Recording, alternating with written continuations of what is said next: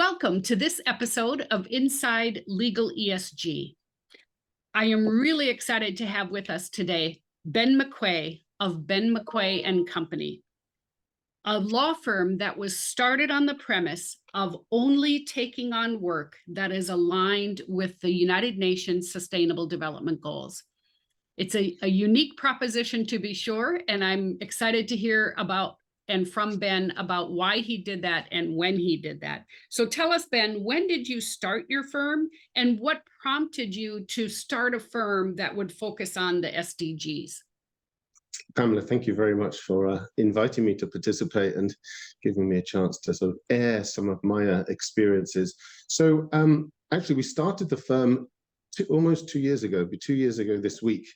So we're still pretty new. We are a corporate, commercial, regulatory law firm based in Hong Kong, although we very recently welcomed, as you may have seen, His Excellency, Professor Paul Watchman, who joined us at the end of last year. He's based in the UK, and we're, of course, very excited about that. So we're a bit different, as you mentioned in your introduction, in that we only take on mandates that are aligned with the UN Sustainable Development Goals. That's a big differentiator for us because that's how we deliver on our value proposition. And we prove it to ourselves and to the outside world the delivering on our value proposition through the SDG tracker, we call it, which is a methodology that we developed to track client engagements against our value proposition. So internally, we of course have to practice what we preach. So internally, we've committed to integrate the ESGs into our internal operations. We've committed to be Paris aligned, and importantly, to be fully transparent with respect to our impact, what we believe we've delivered, how we measure that impact. We have a decarbonization framework that we're very happy about, and that we are in the process of delivering on. So at the same time, we're a real law firm in that we do real legal work. We just do it in a slightly different context. And you asked what prompted me to do it. Well, I mean, I think the short answer is it was probably this sort of, convergence of careful planning, circumstances, and probably improbable events. So I've been involved in sustainability, particularly sustainable finance, for a long time, and have roles here in Hong Kong and the region and within the UN advocating for sustainable finance. And it's really advocating for the global financial centers to be international green financial centers. And that really opened my eyes to sustainability, and opened my eyes to ESG as a business case for a law firm. And I found that too compelling to ignore. At that time, I'd been in private practice for 20 odd years, and I'd had a great journey and loved every second of it. But, I think like a lot of private practice lawyers had been, chasing deals and looking to sort of meet monthly, quarterly, half-yearly and annual budgets, but really working in a fairly non-discerning, non-discriminatory way. And I felt that there must be a way to combine my interest in practicing law and my newer found interest and passion, if you like, in sustainability and ESG as a subset of sustainability. So I thought, well, how do I do that?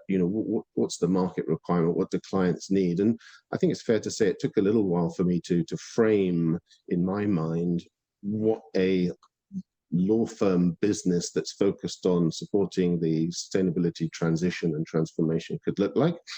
And when I felt I'd figured it out with sufficient clarity to try to go live, I found myself, as we all did, in the middle of COVID, sort of late 2020. And I think for some people that was a context that gave every reason perhaps not to do anything new and different. And for me, I thought, well, if not now, then when?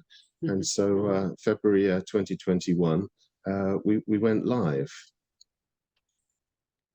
And the truth is, in hindsight, at least in my opinion, the pandemic actually fueled the focus on ESG that we're all seeing now. So in hindsight, the timing probably couldn't have been better for you. You talked about how aligning with the SDGs is your differentiator, and obviously you talk about that publicly. Is that helping the clients who care about that find you, or are you finding that you have some clients that would like to engage you, but they're not aligned, they're not working towards the SDGs, or the work wouldn't be in support of the SDGs, and you actually have to turn work away? Well, I think, for us, we've decided to hardwire, our values into our business plan, and the commitment that I've made to only taking on SDG aligned work as an absolute commitment. And having made it, we have to have the courage to be faithful to it. And of course, we are tested from time to time, because work opportunities come our way that we have the legal skills to discharge perfectly adequately.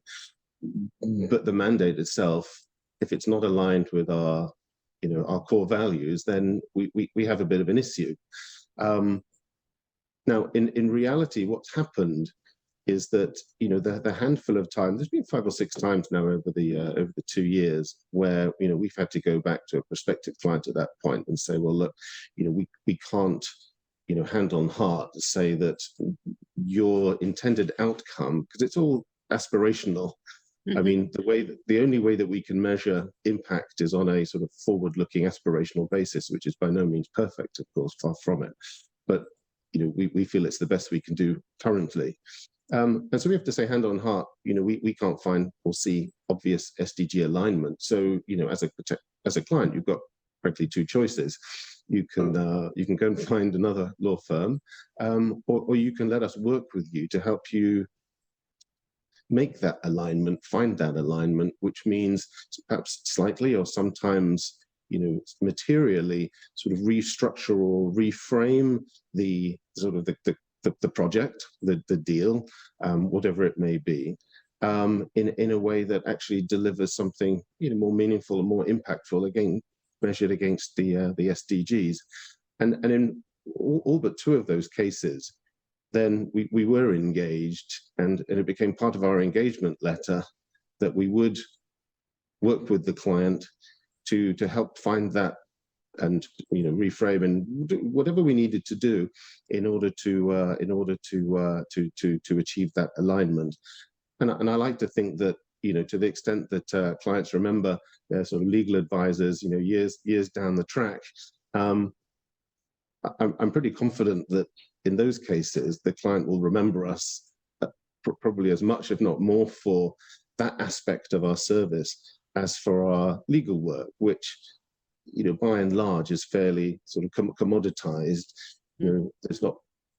There's some skills that we have that are unique to our firm, but if we're working on an M&A transaction, we're very well aware that there's 101, probably more, other perfectly capable firms in our market and every market that can do just as good a job on the M&A.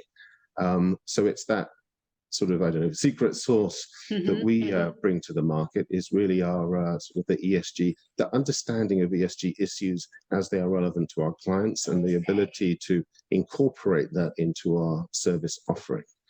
But at the time, I think just the first part of your question, Pam, if I can come back to that, when we went live 2 years ago, then there weren't that many law firms that were talking publicly about ESG matters. We'd be hard pressed to find a law firm that had, a climate practice group or an ESG practice group, or however they tend to define them and describe them now. But of course, and that reflects, probably the market. So, I'm very well aware that we were something of a first mover, and there are, of course, clients out there 2 years ago that were way more advanced than we were in our understanding and appreciation, not just of the issues, but of the business case and the opportunity. But there weren't that many.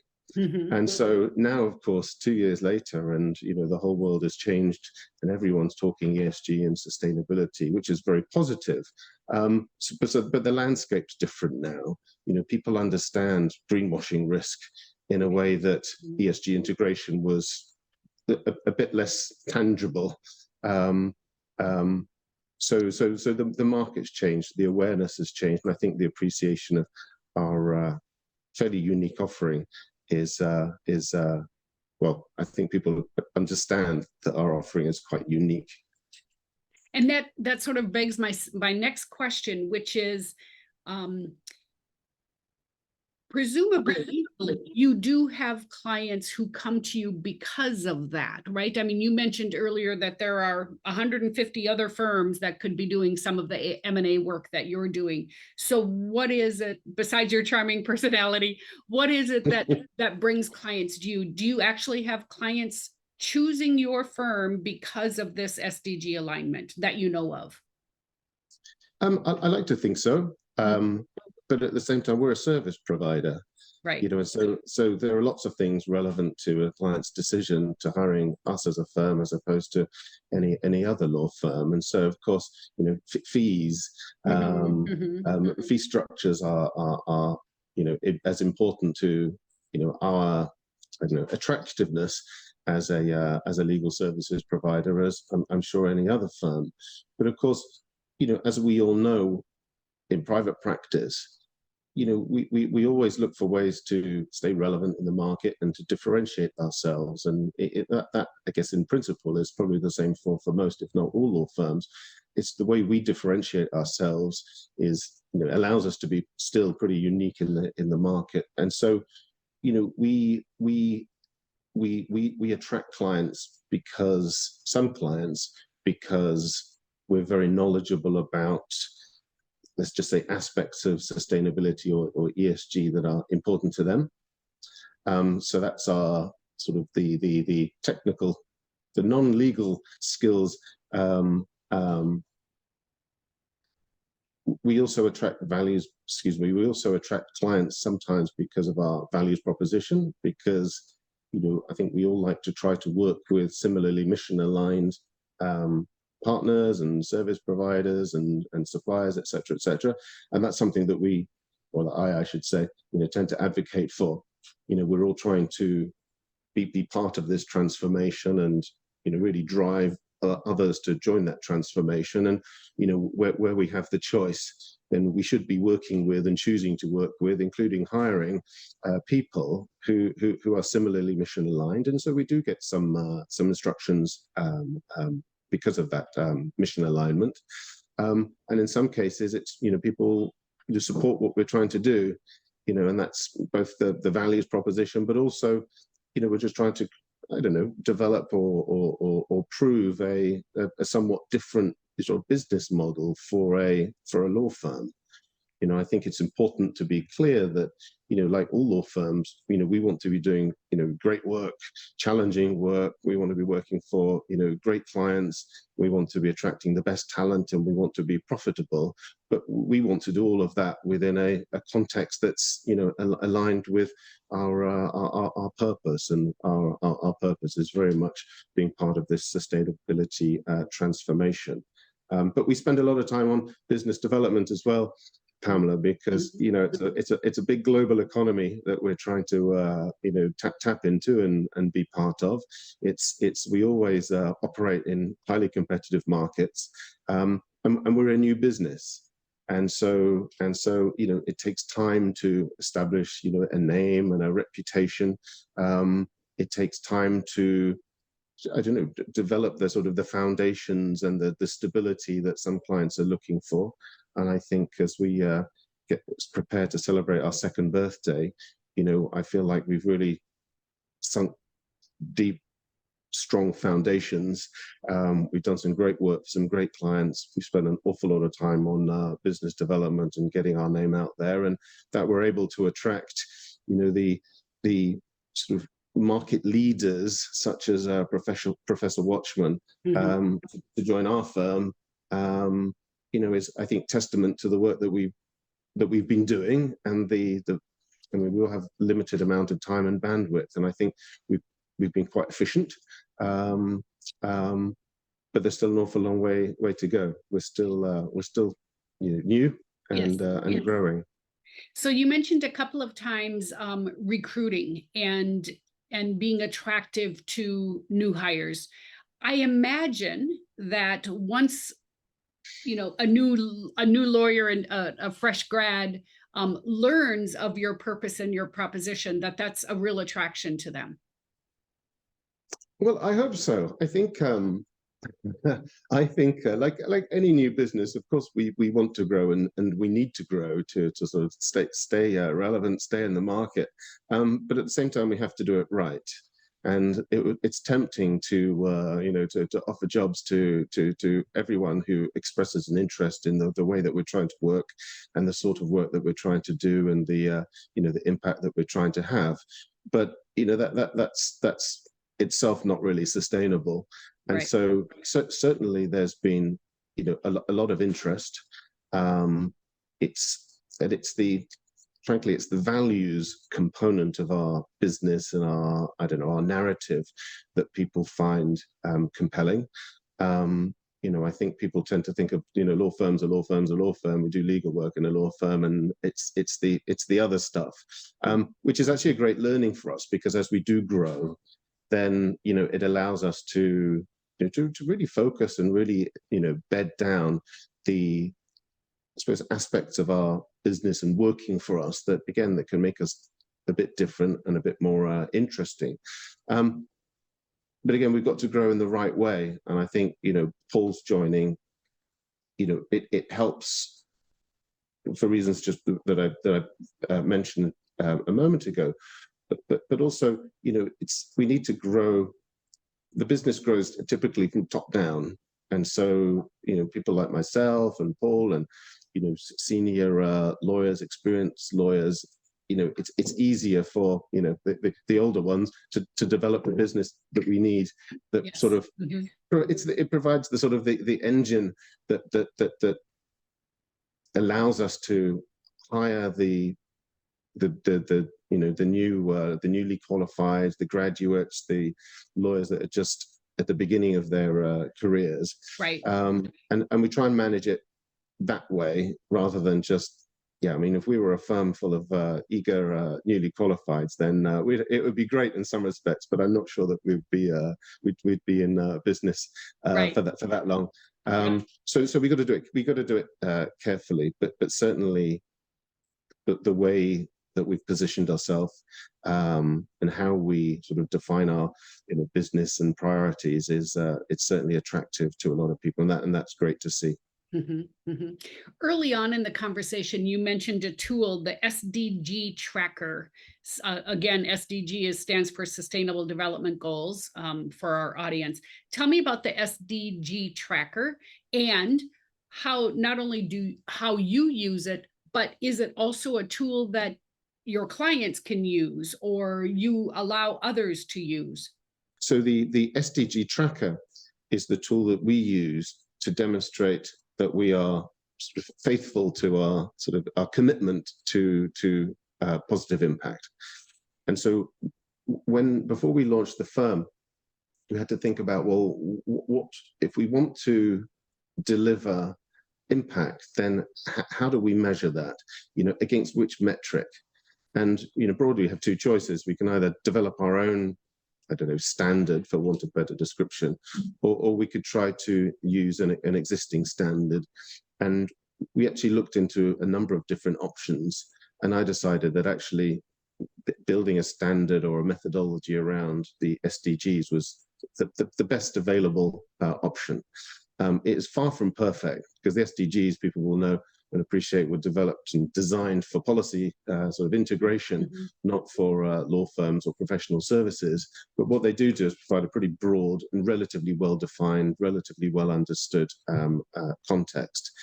And so choosing our sort of metric, choosing our standard was the first step. But then it's not so much about what we say about what we're doing, it's about what we can prove and demonstrate to others. Because, as we sort of advocate for transparency in all sorts of markets, it's important that, we are able to back up our sort of verbal commitments with, real data points. And so the SDG tracker is a methodology that we developed, and it really shows and explains how we apply the SDGs to our prospective mandates. It also articulates the shortcomings, where it doesn't work as well as we would like, and things that we would like to be able to fix over time. And I decided that we would make it open source. So it's available. It's always been available on through our website. And I've done that, or chose to do that, partly because I want people to look at it. It was peer review, but I want people to look at it. And over time, when more data and new ideas sort of emerge, hopefully people will think, actually, you can improve it by adjusting that part, or have you thought about this? But we're happy to share it on that basis, that people will provide comments. And in fact, version 2 is almost finalized. So version 2 will come out later on this month. And again, it will be open source. Clients can use it. Other law firms can use it. Other professional services can use it. And hopefully over time, people will see the value, or realize the value in that tool. And we'll start to, I don't know, we start to it becomes something of a collaborative effort when people see the value in it and the benefit of it, and of course share their ideas of how to improve it. I think that's wonderful that it's open source, because I can think of a number of firms who are using the SDGs to help frame their programs, their ESG work, but no tool to track it, no tool to measure the impact and so forth. So this is great news indeed. Yeah, well, but just on that, Pamela, I mean, we in the last 6 months, it feels like we've all gone greenwashing, crazy, which by and large is a good thing. And I think because people need to be sort of alert to these issues in order to be able to fix the problems.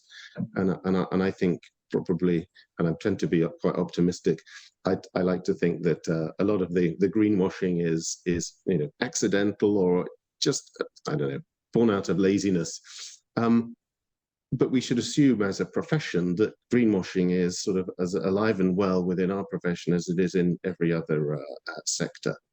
And maybe the tool, this SDG tracker tool that we've developed, it's going to help law firms that are making not necessarily commitments similar to ours, but commitments that are aligned with their own values proposition. We have to be able to back it up. And I think we run the risks of being, we put a bit of a target on our back when we say that we're going to hold ourselves to a higher standard. We better make sure that we do, and that we can demonstrate that we do. And perhaps just as a final point there, before we release version 2 of our SDG tracker, we will also release our first impact report, which has taken a bit longer than we anticipated to prepare, but it's the first one, and subsequent reports will be a bit quicker to put out. But it's really the impact report of our first full year in business, and those two go together.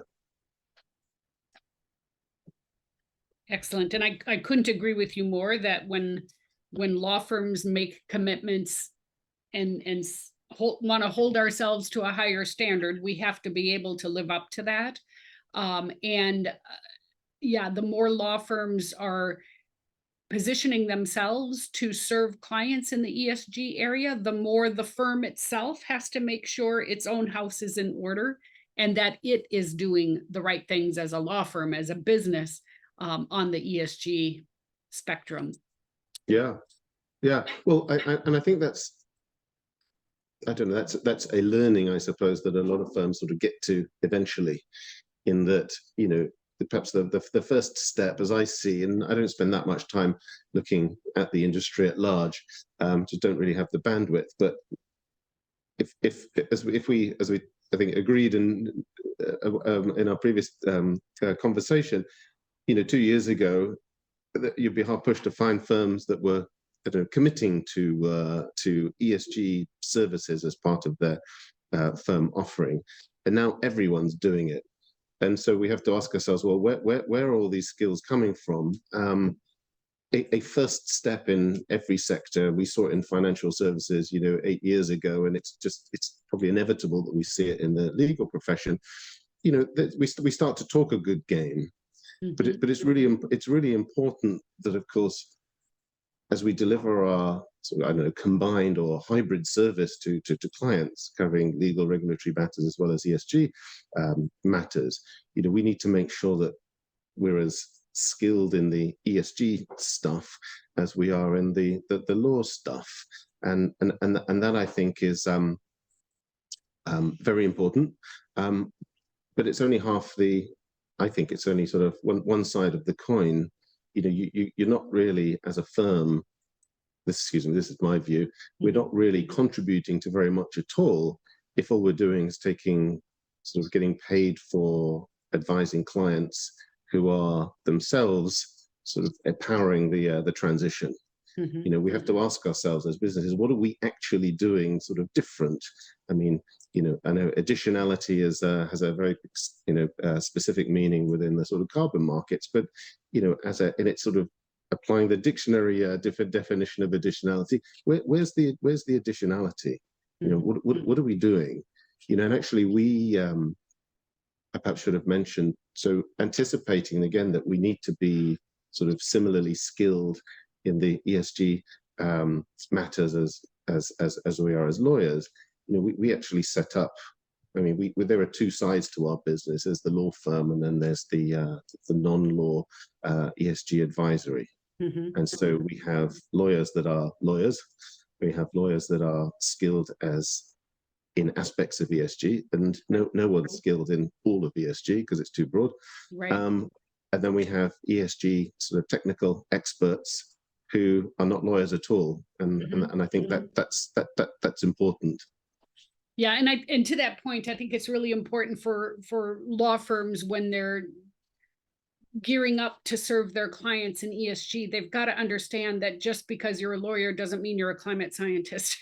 And law firms, if they really want to serve their clients on the whole spectrum of ESG, they have to look at other types of professionals to help fill out that team, or partner with other firms that are carbon accounting firms or whatever, organizations that have that expertise, because it doesn't automatically get generated just because you form a group. Go ahead. I was just going to say, I was going to agree with that comment, Pamela, because I think particularly as lawyers, we tend to covet. We covet clients and we covet relationships, and and of course we're sort of guided by sort of rules of bar councils and law societies and obligations and duties and fiduciaries, etc., etc. But if we want to, and I'm speaking as my own firm, if we want to be able to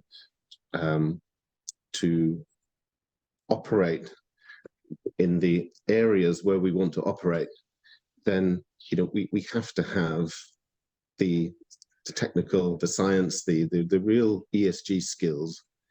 Otherwise, we are sort of greenwashing our own capabilities. We're just sending a false message to the market. Yes. And again, I've always been very conscious of the fact that by putting ESG or sustainability, really hardwiring it into our DNA, and making this sort of SDG only commitment or alignment only commitment, I'm putting a bit of a target on my back for people to say, oh, wait a minute, no, they're not. How can you prove it? It's really important that you have the ability to show the skills, to show the expertise, and to be faithful to it in the way that ESG is a massive, and a lot of people don't even like it anymore, and I completely understand in some of the criticisms and challenges, but think of it as ESG as the way, like you describe science or even law, unless you know exactly which bit we're talking about, it could mean anything. Yes. And so we as lawyers that want to operate within an ESG sort of focused context, we're going to be very clear which bits that we do. Yes. So in the 2 minutes we have left, I would love to have you give me some predictions if we were to have another podcast conversation a year from now, what will have changed? What will be different a year from now in the world of legal ESG? Well, I think we're going to see a lot of law firms looking to build out their capabilities in ESG related matters, subject matters. I think probably over the last year, maybe even 2 years, firms have spent some time just trying to sort of figure out and get their arms around what it means to their internal operations, what it means to their future relevance, and what it means to their ability to support and service their clients. I think right now, there was the Dragon report that came out towards the end of last year, and that report showed that there is a big disconnect between what the 100+ law firms that were sort of researched or surveyed as part of that research exercise. There's a big disconnect between what the firms are, I guess, saying in respect of their ESG credentials. And that's not just the skills they have, but what they stand for as a firm, and reality. And I think we can take that one of two ways. Shock horror. All these law firms. It's all greenwashing. I tend to sort of think of it as more of a positive sign that the legal profession is really not just woken up, but fully understands that ESG is massively important to their future relevance, to their business, to their clients, and whether they're motivated to do good or motivated to continue to be relevant and continue to make budget in years to come. To me, I'm not sure we should really mind. Right. So I think that what we're going to see over the next 12 months, and it's going to be a longer process than that, is law firms sort of investing properly in upskilling in these ESG areas that are important to their clients and to their business. And I think it takes time, some years before individuals without much in the way of ESG background and training can become, I'm going to say, true experts. In the meantime, I think firms are going to have to think about, how they actually work with other professionals. And we talked a moment ago about, the sort of instinctive coveting nature of lawyers and firms. I don't think that's going to work, because we should all want to put the very best sort of team in front of our clients. And if we can't sort of man that team from internally, then I think we have to be looking for external providers to support that broader offering. So that's what I think we're going to see. Maybe a bit of multidisciplinary practices. This is a sort of concept that sort of raised its head, and it's been interesting in different markets, different times over the years. I think within the context of ESG and sustainability, I think there'll be a lot of firms, not just law firms, but of course other consultants and service providers that will be looking at a similar, looking at the same thing. How do we capture a bigger chunk of the market? Yes, I agree. And I also think it's a good thing that law firms are also on this journey. Yes, they're working really hard to position themselves to serve clients, but along with that, they are also realizing that they too have to be making progress in this space. So that's a very good thing. Thank you so much for your time. And I would love to leave the audience with how to get a hold of you. What's your website address in case people want to follow up? Oh, thank you. So our website is bmcquhae.com. So your name.com, benmcquhae.com. bmcquhae.com. Thank you. B McQuhae, Yes. and co, or just bmcquhae.com? Just bmcquhae.com.